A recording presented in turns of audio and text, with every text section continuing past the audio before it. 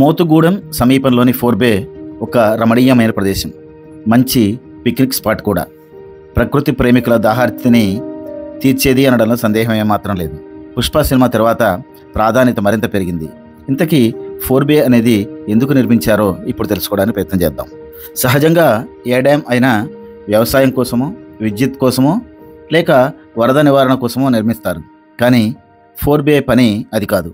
Dam ప్రక్కనే జల విద్యుత్ కేంద్రం లేని చోట ఈ ఫోర్బేని నిర్మిస్తారు. ఫోర్బే ముఖ్యమైన పని ఏమిటంటే నీటి ప్రవాహాన్ని నియంత్రించడం, ప్రవాహ వేగాన్ని అదుపు చేయడం ద్వారా నీటిలోని బురదని, చెత్తని ఆపివేసి టర్బైన్లు పాడైపోకుండా కాపాడడం.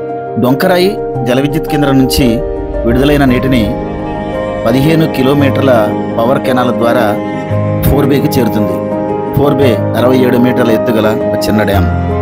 ఫోర్బేలోని నీరు 3.23 కిలోమీటర్ల హెడ్ రేస్ టన్నెల్ ద్వారా దిగువ సీలేరు జల విద్యుత్ కేంద్రానికి చేరుతుంది.